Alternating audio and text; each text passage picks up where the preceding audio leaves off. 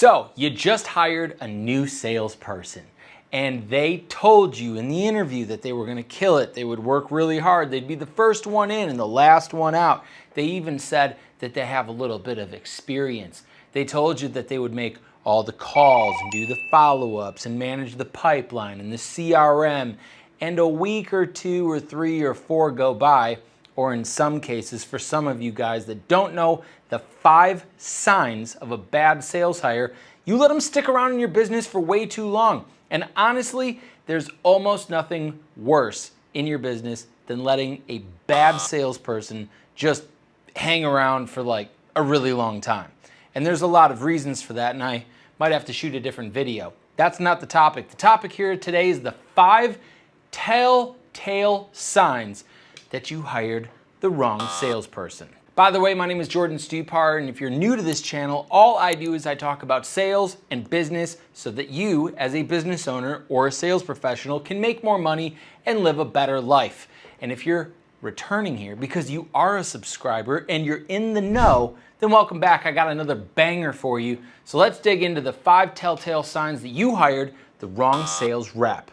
And by the way, it is worth mentioning that if you are a sales professional, you can definitely stick around for these 5 different things to make sure that you never, ever, ever demonstrate any one of these qualities or red flags to the business that you work for. And at the end of the day, if you're a bad salesperson, you're never going to work out anyway, because either A, you're not going to make enough money and you're going to get fired, or B, you're not going to make enough money and you're going to quit. So anyway, into the 5 telltale signs that you hired the wrong salesperson. The very first red flag is an easy one to catch and ultimately can fly under the radar if you're not really paying attention. And that would be the blame versus responsibility that they're able to take. Now, the red flag is that they blame stuff. Instead of taking personal responsibility for the production, for the results, for sales, for revenue, they end up blaming literally anything. It could be the weather. It could be that it's a Tuesday. It could be the fact that their birthday was 3 months ago. It could be the fact that there's a new president. There could be literally the market, the economy. I mean, they never run out of reasons or justifications for bad performance. And so if you're paying attention, you're going to want to pay attention to what your people are telling you as a reason for their results. A great salesperson, somebody that's going to be sticking around and somebody that's actually worth a damn, somebody that you can invest in, is going to take at least most of the responsibility, if not all of it. If they do take all of it, you are dealing with an absolute rock star. Keep them on your team at all costs, because that is a very difficult and rare quality to find in people in general, let alone a salesperson that's going to be generating you some revenue. But make sure that you're listening and staying aware to what it is that they're saying. Now, I will say this, is that I'm a business owner. I have a sales team. I've hired and fired a lot of people over the last couple of years. And honestly, my managing style and my business ownership style with a team is I'm going to listen to you, okay? If there's a halfway decent reason that you give me why you didn't hit numbers or make as many calls as you need to or succeed in the area that you are performing here in sales, I will personally take responsibility for fixing the phone dialer, the CRM, and arranging your contacts, or segmenting a list, or running better ads, or shooting better ads, or whatever the thing is that they're saying. But once I've fixed those things, I want to make it very clear that if you don't perform, if you don't hit your numbers, and you are not willing to be the type of person that's going to put some attention on getting better, well, then you're gone. Personal experience for me, I've had a new team full of new salespeople, and we hit the phones and we make dials out to other businesses to help them grow their business. And yeah, there's been plenty of times where I've kind of been responsible or on the hook for some of their latency in their growth. And of course, when I check those boxes, when I figure those things out, those people usually excel. However, if I do all of the things that you say I need to do as a business owner and you still aren't able to perform at a level that is feasible for the business, you're gone. The second red flag is also a super easy one to catch, especially even in the interview process. I don't really bother myself too much with this one. A couple of people do slip through the cracks, but the one that I'm talking about is the fact that people struggle to communicate. Now, I'm not talking about like being the most greatest communicator of all time. I'm not looking to hire, Dr. Jordan Peterson or somebody that can speak and articulate at really high levels. I'm just looking for somebody that can actually communicate, somebody with a little pep in their step, a little bit of energy, somebody that can articulate some value and actually just hold a conversation. This is something that you can check before you ever hire somebody. And the best way of doing that is by asking the salesperson that you're looking to hire to literally grab their phone prior to the first interview. This may be even as simple as them sending their resume. You might even forego their resume. I don't give a damn about resumes over here at my business.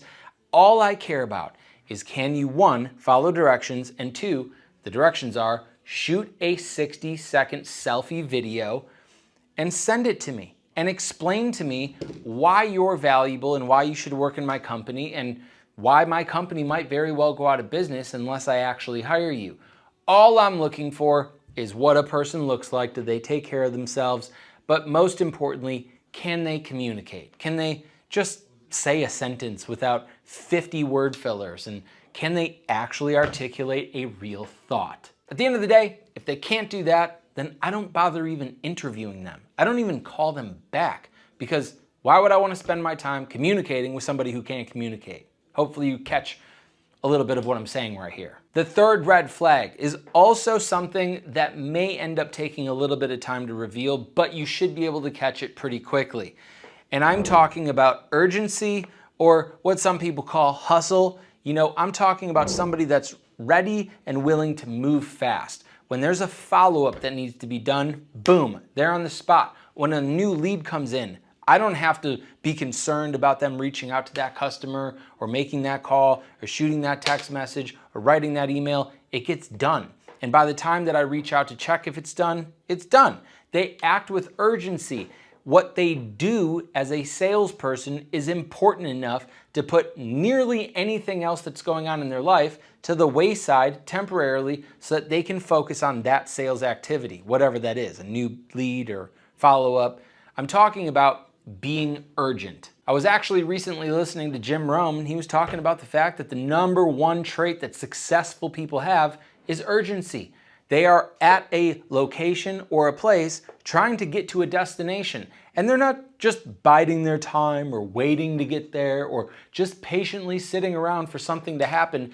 They are urgently making things happen, whether it's the right thing or the wrong thing. They are doing those activities and getting to where they want to go quickly. If you're noticing salespeople on your staff that are late to calls or just showing up late in general, those people should be fired immediately. But I'm talking about when something needs to get done from a sales-related activity and they're just not really moving a whole lot, axe them. Throw them on the chopper and get them out of your business, because it is going to cost you. We all know that time is money. The fourth red flag is semi-easy and also semi-hard to find out, because people act differently in interviews and their first couple of weeks of working in your business than they do when they're like really in your business and they're really doing their job. And I'm talking about having a total lack of confidence, and they don't have control. And by control, I don't mean like control in the business or ultimate control in the sales process. Those things take a little bit of time to work out. I'm talking mostly about just the ability to control a conversation and ask questions, acting curious, getting somewhere with the person that they're actually speaking to. And so this might be one of those things that has to kind of work itself out a little bit. I'm getting a whole lot better in being a business owner and recognizing this specific thing a little bit faster. And honestly, it has been a huge time saver and a money saver in my business, is just understanding that some people, they're just very timid, they're very shy, they don't really know what questions to ask next or how to push a conversation moving forward. So one thing that I would recommend is constant role playing in your business. And if you don't have this set up, I'll link up another video up here that you can check out. By the way, if you do role play with your team daily, not only will you be able to see how well your people can actually control the conversation and what level of confidence they have in handling objections and literally doing basic communication skills, but you'll also see about a 20% on average increase in your closing ratio, because well, your team won't be practicing on your customers, which is a pretty profitable thing for you to spend your time figuring out how to do. So again, link up here in the corner, watch that video if you're interested. And of course, number 5 is, well, pretty easy to figure out for your team. The 5th red flag is the fact that the person in question on your team that you might think isn't a good fit is not coachable and they don't train.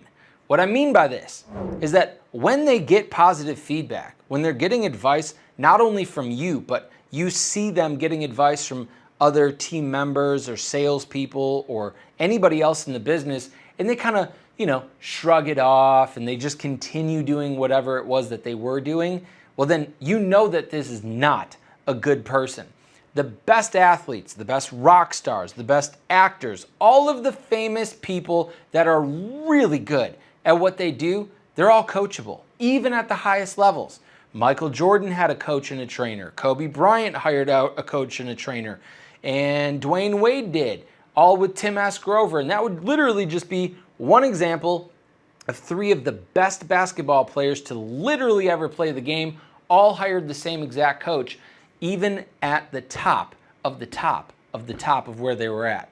And if you're bringing in some low-level little sales guy and they still don't want to be coachable, they still don't want to take responsibility, they still are struggling to communicate, they still are struggling to show that they have any level of urgency, they still really don't have a whole lot of confidence or control in the communication process, and they don't want to get better at any of it or take any advice or take any constructive criticism, then you got the wrong sales guy on your team, and that is a fact. Now, I will say there are a couple of things that you can do if you realize that you've got the wrong salesperson. The very first thing that you can do is fire them, okay? Get them off your team, get them out of your company, get the cancer out. It's not something that you need to be holding on to. Sooner or later, they're just going to blame everybody else, and sooner or later, they're not going to be coachable or trainable. They're not going to do any of the things that you need them to do to improve, and they are going to bring everybody down, particularly if you have A players, okay? A players don't want to be around that. The second thing that you can implement or do in your business to avoid bad hires, or at the very least, get to a point where you can fire quickly, is you are going to want to track KPIs. Now, I talk to a lot of business owners pretty much every day. So does my team. One of the questions that we ask that literally seems so dumb is, do you track your KPIs? And it would be mind-boggling to you how many business owners say no. One thing you're going to want to do is track your sales team's KPIs to the best of your ability so that you can track real performance trends and really look at data objectively to know whether or not somebody needs to stay or leave your team. The next thing that you're going to do is you're going to train your sales team, okay? Train them. I'm not talking about once a week or once a month when it's good for you on your schedule to round up the troops and talk about last month. I am talking about dedicated daily training that actually develops better skill. This will allow your C players to become B players, and your B players to become A players, and your A players to turn into absolute savages. It's also a really easy way to weed out bad sales hires, because guess what? Bad sales hires don't want to coach, they don't want to train, and they don't want to improve their skills because they don't think they need to. They're just going to be busy blaming everybody else. Do you see how this is all coming back together? Another thing that you can do is set some type of deadline, okay? I do this in my business. My deadline for anybody is 90 days. I understand that it's gonna take 30, 60, 90 days for somebody to build up a pipeline and become efficient and truly understand our product suite and all the things that we do. And so that's kind of my initial deadline. But secretly, and I probably even shouldn't say this for anybody that might work with me, is I have about a 14-day clock. Within about 2 weeks of you showing up every single day, making calls, I can see your KPIs. I can see your metrics. I can see your effort. I can see when you're coming in. I can see when you're leaving. I can see how you're behaving with the rest of my team. I can see your beliefs, your value system. I can see if you're a good fit culturally. So honestly, I fire most of the people that I do fire within a couple of weeks. not a couple of months, and certainly not in a couple of years like a lot of businesses do. And the final step of how you can correct some of the onboarding and hiring of a bad salesperson, I will say it's not completely avoidable. No matter how good I get at this process and what to look for and what red flags to see, some people are going to slip through the cracks because they know how to say the right things, but they just don't end up doing the right things. But one thing that you can do is revamp your hiring process. Okay? And I'm not saying by like a lot. I'm talking about implementing a couple of new ways of figuring out who you're dealing with. One of the examples, like I said, is get people that are hiring for a sales position, instead of sending you some resume showing you where they didn't work out and where they quit, which is kind of bogus anyway, and what college they went to, which doesn't apply anything to sales, knocking doors, picking up the phone, calling customers, or talking to anybody. The one thing that a selfie video will do, again, is it's going to show you what type of person you're dealing with. Can they like literally take care of themselves, or are they in some dark bedroom that's like an absolute mess and full of trash? Like, you don't even need to listen to that person speak, because if they can't take care of their room, they're sure as hell not going to take care of your customers. Point is that you can see who you're working with, and even if you didn't see them, you can still hear how they communicate, how they articulate, and what type of value they might be able to bring you and your business. And so just literally integrating something like that into your hiring process can be an absolute gem. And it's, again, something I've been doing and something that a lot of people do and something that maybe you might consider doing as well. Hey, if you're getting any value from this video or any of my other content and it's helping you grow your sales and make more money, then now would be a good time to hit the subscribe button below so you never miss out on any future content and can continue building your business. So if you're still here, at the end of the day, I want to let you know that hiring a bad salesperson might not be completely avoidable. If you can figure that out, I'll watch your YouTube channel. But for the most part, it can be something that you can adapt to quickly and know exactly what to do moving forward. Instead of, again, a long monthly timeline on getting rid of the wrong person, or even years in some cases, you should be able to know, again, within about 30 days, even 14 days, whether or not somebody's really going to be able to stick it out and whether they're really going to have any success in your business. And my final bullet point, which probably trumps damn near everything, is have a higher standard, okay? If your team is just low standard, run-of-the-mill, mediocre, average people, and you find a person that's below average, they're kind of just going to fit in with all the average people. So you also might want to consider just axing your entire team, or maybe you give me a call or click the link in my description so that you can train your team, coach them, and I'll be able to show you really quickly who's worth a damn and who's not. My name is Jordan Stupar. Thanks for listening. Thanks for checking this out. If you enjoyed this, hit the subscribe button, the share button, the comment button, the heart button, or any one of the little YouTube buttons down here, down below, to let me know that I'm doing a good job. And if you have any questions, drop them in the comments. I look forward to seeing those, and I appreciate you being here. Don't forget to subscribe. I'll see you guys next time. Hey, it's Jordan Stupar. Thanks so much for watching my content. If you enjoyed it, now would be a good time as well to hit the subscribe button so that you never miss a beat. And by the way, if you're truly interested in taking your team, your sales, and revenue to $10 million and beyond, then I would encourage you to hit the link in the description so that you can chat with us. We're looking for a couple more businesses here in 2025 where we can help double your sales and take you to $10 million a year. We do a whole lot more than just YouTube, and I would love to connect with other ambitious, growth-oriented entrepreneurs like yourself. If nothing else, I'll see you in the next video.